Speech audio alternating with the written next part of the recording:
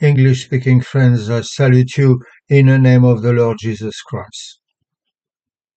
I would like to read a passage to you, which you could find in Isaiah chapter 58, verses 1 to verses 14.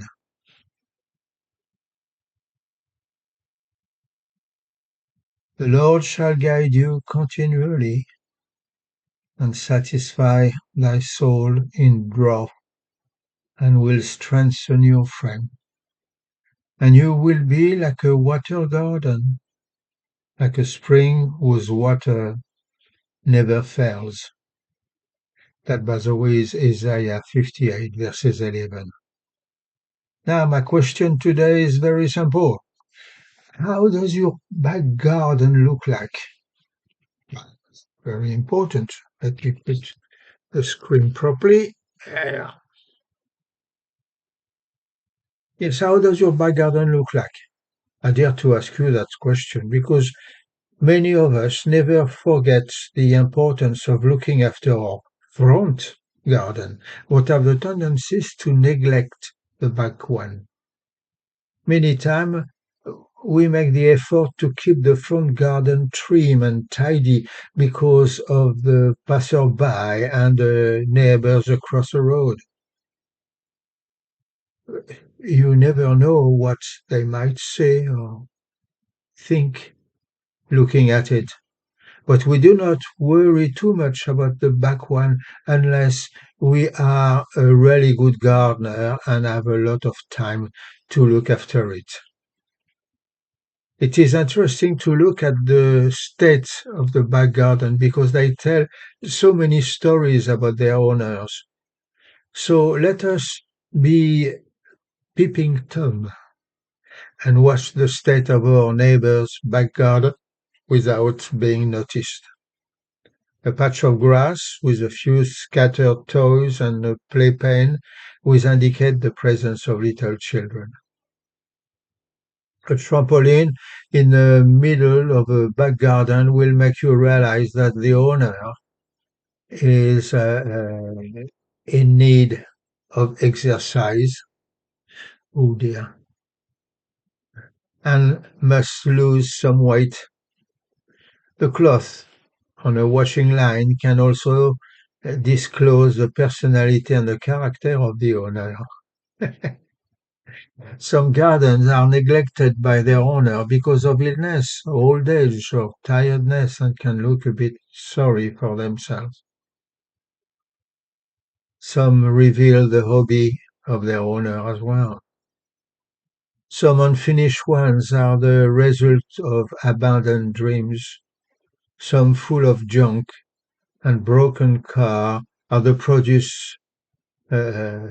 produce of a proud possession of scrap merchants, or simply the possession of strange people who keep everything they have.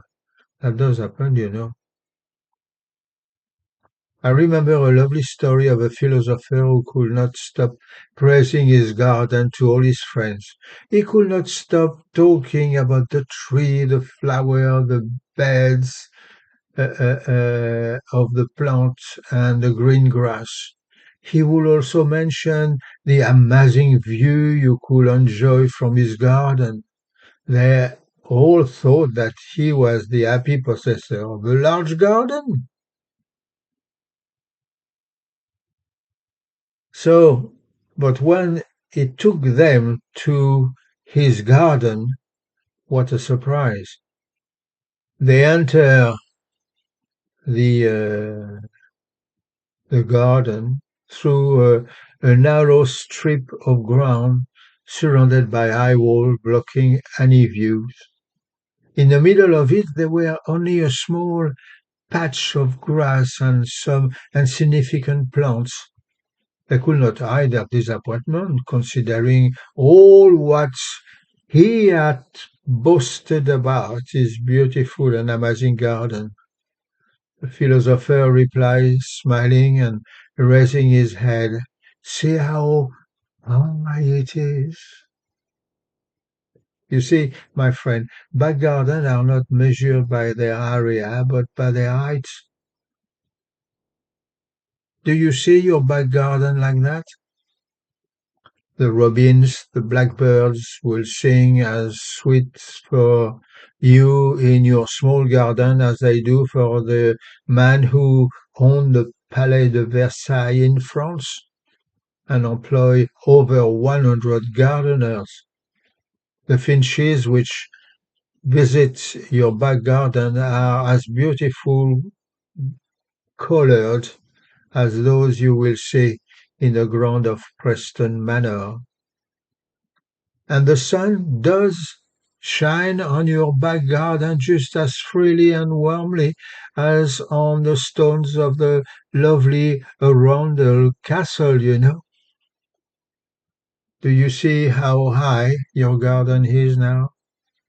True, we appreciate the beauty of great mansions garden or the lovely display of castle garden, but it takes some time to realize the potential of the one you have.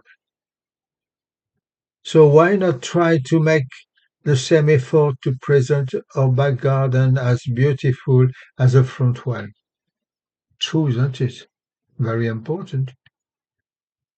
Many very posh houses in UK don't have any net curtain on their front windows, so that anybody can see the beauty of their front room and how richly they are decorated. But none can see the back ones, the back rooms. And that is a common factor all over this land. We make the effort to keep the front garden tidy and attractive, but we neglect the back one and left it abandoned. There is an English song which says England green and pleasant land. But England will only be green and pleasant land if people make sure that their back garden is as beautiful as the front one, believe me. Yet the real beauty of this land is not seen in some back garden, even if they are as nice as the front one. The real beauty of this land is seen in the character and the personality of the people who live in it. Ordinary people uh, uh, like you and me, we, my friends, make this country either beautiful or ugly. It's as simple as that. You see, a back garden is private and personal, just like our soul. The front garden is the image of what we hope people will think of us. The back garden is what we really are, and it is that back garden of life that matter. It is what I am which is important and more important than what I presented to be. God who loves the children want to see their back garden, their soul, well looked after. Am I not right to say that our souls belong to Him? Doesn't God say in Ezekiel that our soul belong to Him? Ezekiel wrote in our Bible, chapter 18, verses 4, "For every living soul belong to me, the Father as well as the Son. Both alike belong to me. The soul who sings is the one who will die." We are appointed gardener of our soul, my friend, and command not to neglect it, otherwise we will surely die. No wonder that Moses encourages people to take heed of themselves and to keep their soul diligently. Deuteronomy chapter 4, verses 9. Was it not Solomon who proclaimed in his wisdom, "He that keeps his way preserve his soul"? Proverbs 16:17. If you put totally your life into God's loving hands, suggests Jeremiah 31, verses 12, your soul shall be like a beautiful water garden. How do you expect your curious neighbors to feel when they are, or they will be peeping, looking over your fences?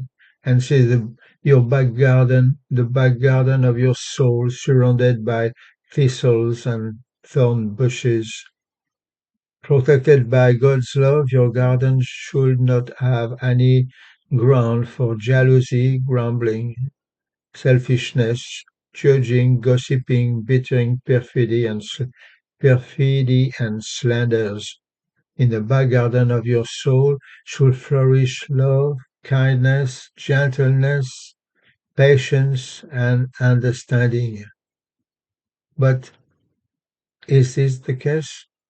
Oh, I hope so. And I pray that it will. God bless you all.